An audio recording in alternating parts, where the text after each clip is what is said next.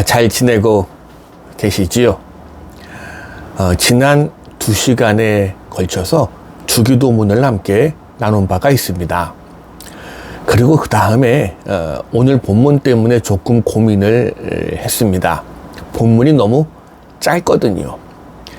그렇다고 오늘 본문의 주제가 금식인데 이 금식과 관련된 내용을 주기도문과 다루기도 그렇고, 다음 시간의 본문부터는 구제와 관련된 부분인데 금식과 같이 다루는 것도 좀 그렇고, 어쩔까 하다가 조금 본문은 짧지만 내용은 길게 나누어 보려고 합니다. 본래 금식은 구제와 선행과 함께 유대인들의 영성 생활의 한 기둥이었습니다. 특히 바리새인들은 월요일과 목요일 매주 2차례 금식을 했고요. 세례 요한의 제자들도 자주 금식을 했습니다. 근데 문제는 이 금식을 통해서 자기의 영성에 집중하는 게 아니라 사람들의 눈을 의식하면서부터 올바른 길을 벗어나기 시작한 게 문제가 됩니다. 즉, 내가 지금 금식 중에 있음을 사람들에게 은연중에 알리고 자랑하고자 하는 방편으로 금식을 하면서 자신의 외모를 허술하게 꾸미는 겁니다. 그래서 본문 17절이 기록하는 거예요. 너는 금식할 때에 머리에 기름을 바르고 얼굴을 씻으라. 머리에 기름을 바르고 얼굴을 씻는 행위는 유대인들이 평소에 외출할 때 단정하게 보이기 위해 하던 일상적인 행동입니다. 즉, 주님 말씀의 요점은 너 지금 금식한다고 티 내지 말고 평상시처럼 행동하라 라는 것이요. 그런데 이 당시 유대인들, 자신이 지금 금식 중에 있음을 사람들에게 은연중에 알리기 위해서 외모를 허술하게 꾸미면서 누가 봐도 금식 오래 하나 보다 이렇게 보이려고 했다는 거지요. 문제는 이렇게 되면서부터 이 사람들이 금식을 통해 하나님께 나아가는 게 아니라 사람들에게 나아가게 되었다는 게 문제입니다. 오늘 본문에서 주님은 바로 이걸 질책하셔요. 우리가 생각해야 될 게 하나 있어요. 본래 이 금식은 하나님께 집중하기 위해서 하는 것입니다.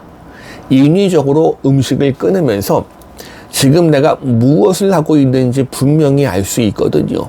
그래서 금식은 우리가 어떤 일상적인 행위를 멈추고 내 온 정신을 하나님께 집중하는 수단이에요.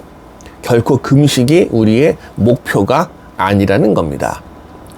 예수님 당시의 바리새인들처럼 사람들에게 보이기 위해 금식을 한다면 그건 금식의 근본 동기를 혼동하고 있는 거지요.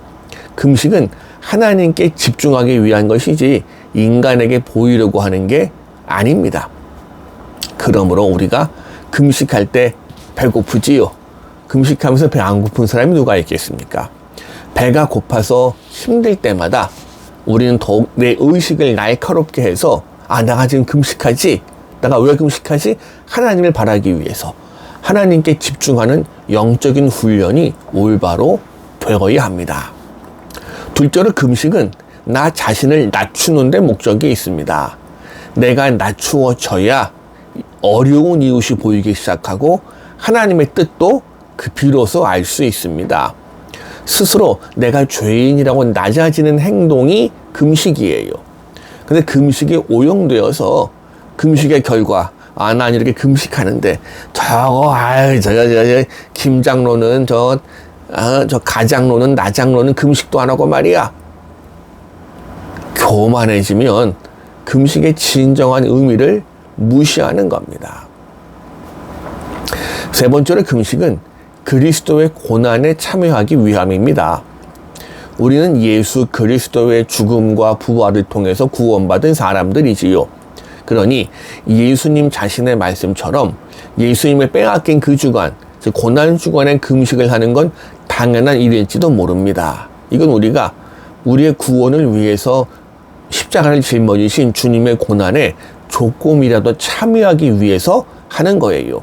즉 우리는 금식을 할 때면 굳이 고난주간이 아니라 할지라도 금식할 때는 이 고난의 은혜를 기억하면서 우리 자신도 다른 사람을 구원하기 위한 고난에 참여하겠다는 마음을 품어야 합니다. 그런데 오늘날 한국교회에서 이 금식의 의미가 조금 변질돼 버린 것도 사실입니다. 왜요? 한국교회에서 교인들이 언제 금식합니까?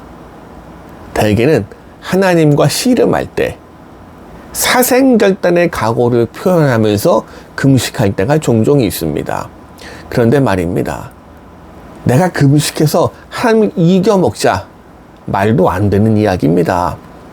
자, 또 우리가 주로 내가 어려울 때 위기의 수단에 금식을 한다는 건 하나님의 뜻을 돌이키는 유효한 수단으로 금식을 생각한다는 이야기가 되겠지요.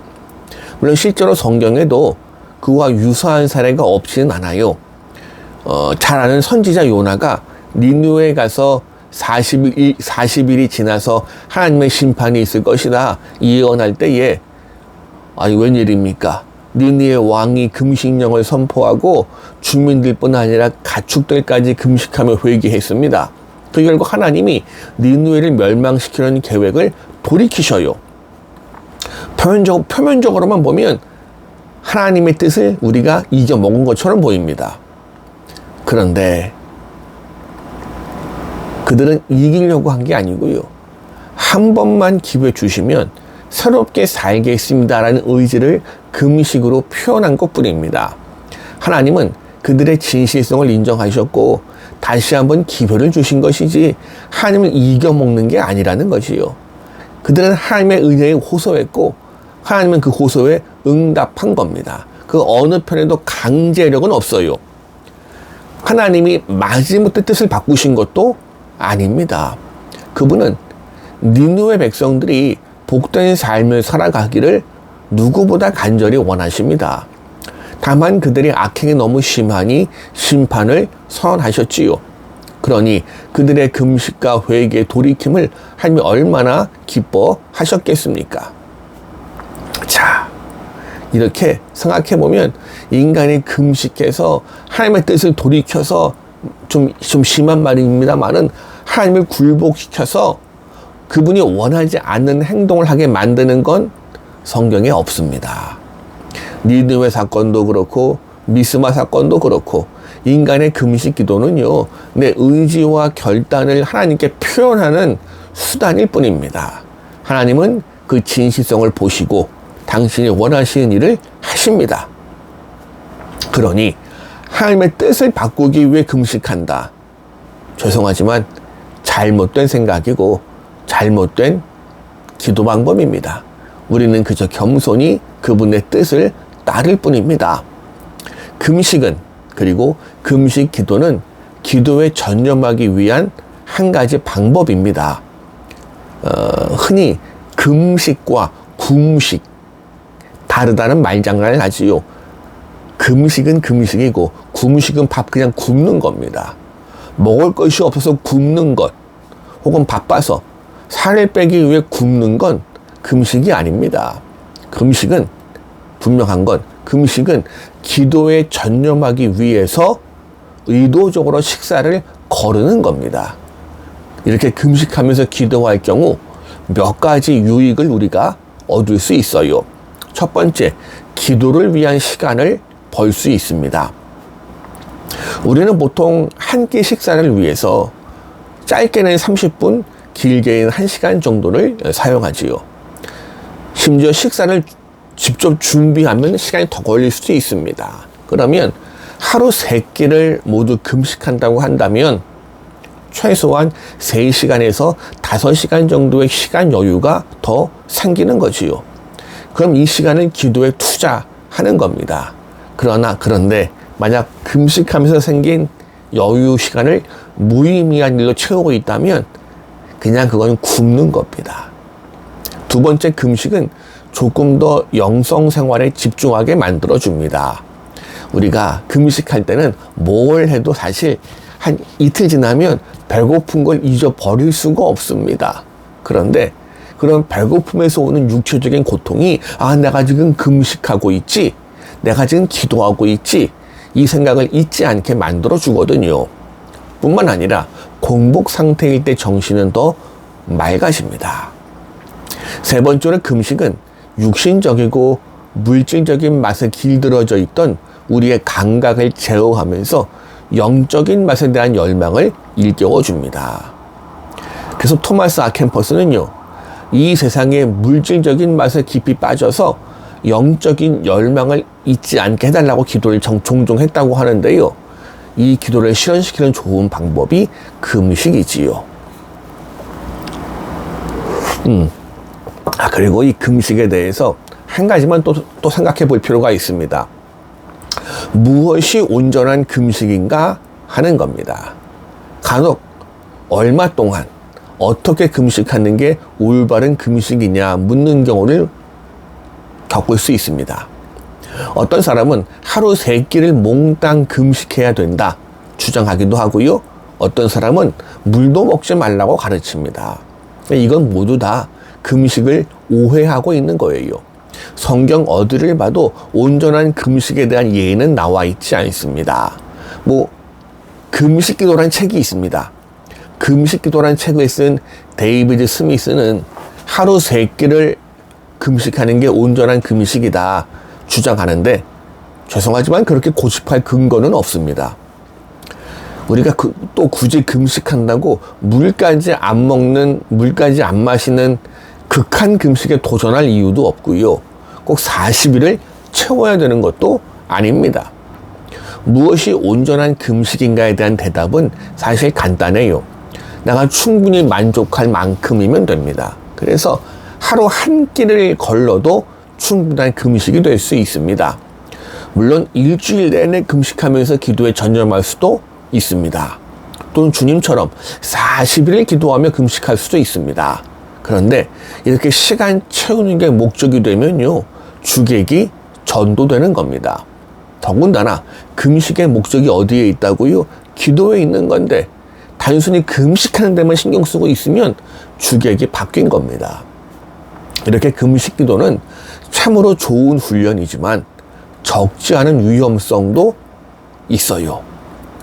자, 이 위험성에 대해서 깨어있지 않으면 금식은 오히려 우리에게 해를 끼칠 겁니다.